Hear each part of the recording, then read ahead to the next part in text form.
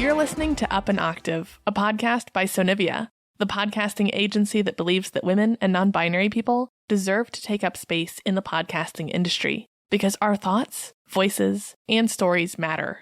Here you'll learn how to make dope podcasts that inspire, educate, convert, and most importantly, make your voice shine. I'm your host, Rue Spence, and I'm here to take podcasting up an octave. Let's get into it.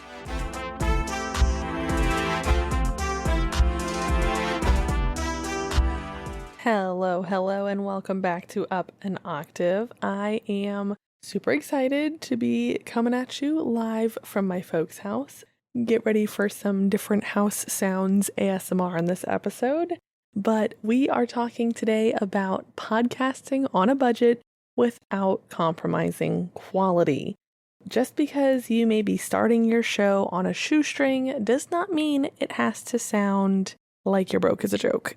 So let's get into it to make sure that your podcast sounds its best and helps you accomplish your goals for your show. Now, it's very easy to spend way the heck too much money on your podcast, whether it's equipment or software or a studio space, whatever that is, it is very easy to spend a chunk of change. And if you are excited to do that, that's awesome. Come to me. I have tips for that as well. But if you are maybe in your, dabbling mindset where you're not sure that you really want to commit full time, that this is going to be something that you are super passionate about, start small. There's always room to grow, and I'm going to give you the tips to help you dip a toe without getting too in the weeds or too far in debt. Tip number 1 is, of course, going to be prioritize the essential equipment. It's really easy when you're starting off to think that you need all of this exciting stuff. You need a mixer, you need the flashiest computer, etc., etc. And I'm here to tell you that that's just not the case at all. I do recommend getting an actual external microphone, and I do recommend using a computer or a laptop instead of just your phone. But other than that, there's really no gear that you have to have. I always recommend getting a microphone, but you don't need to spend $600, $5,000, whatever dollars on your first mic. I am a big fan of the Fifine AM8, which is about like $60. And you know what? I even have to say that under the right circumstances, I'm a Blue Yeti girl. I know, shocker. We thought that I would never say that, and in a lot of cases, I'm still not. But if you invest the time to learn how to use it properly, it can absolutely be a serviceable starter mic. Those do run you about $100 brand new, and I think that you can probably do a lot better for that price point. But if you see someone who is getting rid of one for cheap on Facebook Marketplace, or you can find it secondhand somewhere else, go for it. The nice thing about the Blue Yeti is that they are so common because they were like a Zoom meeting pandemic era favorite. So almost everyone has one laying around that you can, even if you don't buy it yourself, maybe you can ask and source one from a friend. Something else that is free 99, baby, is your recording space. Do the soundproofing tiles that you'll see on YouTubers' backdrops look cool as heck? Yes, they do. But there's some mixed reviews on their efficacy depending on which ones you buy. And also, there's just a way better way to use the money that you would shell out on those. If you've got a closet, awesome. Those are my favorite place to record on a shoestring, just because your clothes hanging up are actually going to act the exact same way as those acoustic tiles. If you can't feasibly record in a closet space, just do your best to make sure that the space that you are recording in is at least somewhat treated. And by that, I mean, hopefully you're in a carpeted room. Hopefully it's not the hugest room in your house. And hopefully you're able to record at a time when the dishwasher's not going, kids are in bed, etc. Even in a wonderfully sound-treated room, if you are not following best practice with some of those other things, it's not going to matter that you've spent thousands of dollars to create your studio. And of course, you know that I'm an Audacity girly. Audacity is a free digital audio workstation That is where you can do all of your recording and editing to make sure that your podcast sounds crisp and clean and amazing. And it is totally free, open source software. And if you do want to get a little extra help learning the ropes to it, you can grab my Editing with Audacity guide, which there's info for that in the show notes. But that helps you learn how to edit like a pro without having to shell out the funds for a pro. Some other things that you can do that are totally free are to work on your content. Make sure that you know what you're going to say and how you're going to say it before you even approach the mic. That's going to make you sound more polished, more professional, and all it costs you is your time. Save your finances to allocate somewhere else and just make sure that you're showing up as your best self, because that really, truly goes a long way for the quality of your show. And especially if you are going to be outsourcing your editing, or you're just someone who is maybe a really busy entrepreneur and you don't have a lot of time or energy to put into editing for yourself, something else that can help keep it cheap is to minimize your post-production work. And that kind of goes into what I was saying earlier about planning to execute your show efficiently. So if you are hiring an editor who maybe charges for time or charges for difficulty, different editors work with slightly different rate structures, etc.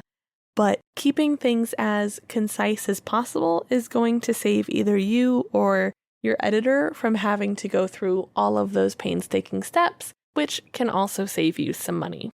Another tip is to keep your music royalty-free. You can find royalty-free music options as simply as just Googling that. The YouTube audio library is helpful. Free Music Archive can be helpful. A lot of times, royalty-free music is going to have an attribution clause where you just need to say in your show notes that this music was provided by insert credit here, and you are able to use that for free.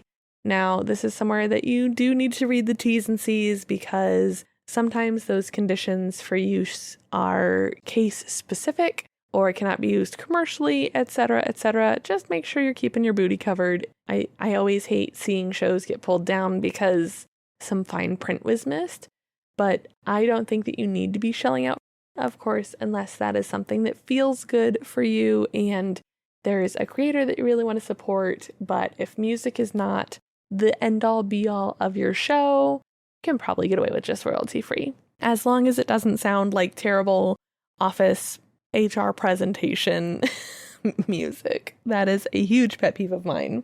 You can also do what I did and make your own music on Soundtrap. They have a free level, and it's a lot of fun to play with if that's something that is exciting to you.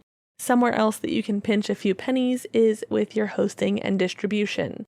So I am a Buzzsprout girly through and through. I do pay for that. It's $12 whole a month.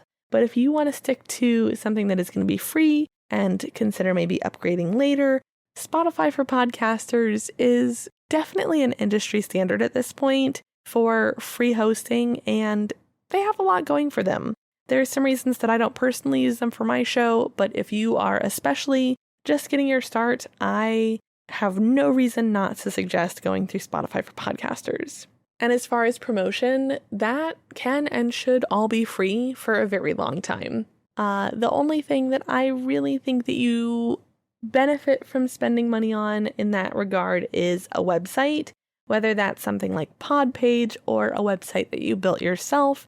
It can still be economical, but it really does help with SEO and helping you really plant a flag with your show, with what you are doing with your show on your corner of the internet. Podpage used to be free, but it no longer is. That's something that has been a recent change and is getting a lot of people upset for obvious reasons. But I do think that they still have a fairly economical price point. So that's something worth looking into as well. And then when you are ready to start investing some money into your show, do it strategically. There are certain things that I recommend spending a little bit of money on first, and that tends to be your microphone. If you've been using a not so great mic, it feels really good to make that upgrade. It's also really nice to treat yourself to some super comfortable headphones. I've known people who've edited with not so comfy headphones and then they make the upgrade and they're like, this is night and day. And it also makes your show sound better because you're more able to hear the nuance of it that something like, earbuds are just not going to cover. But I do think that those are things that you should be researching well. And if you are looking to upgrade, wait for sales. We've got Cyber Monday coming up right around the corner, and I just don't see a reason to pay full price for most things. I'm also a huge fan of reverb.com, eBay, Facebook Marketplace. Those are all places that I've gotten gear from for less than full price. And in addition to saving yourself some money, you're also helping the environment by reusing and reducing and eventually, hopefully, you're recycling what you're able to with electronics as well. Something that saves people money in the long run is tracking your analytics, seeing what's working well, what's not, so that you can invest in making the things that are working even better and maybe call the things that aren't working so well, especially if those have the potential to be draining your resources. That is where I will leave you today. Of course, there are about 5 million things that I could talk about on this topic. Just a little shorty to pop in, help you, and send you back on your way. Thank you so much for hanging out with me. I will, of course, be back next week. In the meantime, you can find me on Instagram at Sonivia Studios, or you can head over to sonivia.com and grab your free session with me. That's also where you can find my Editing with Audacity guide. Thank you so much for being here and helping me take podcasting up an octave.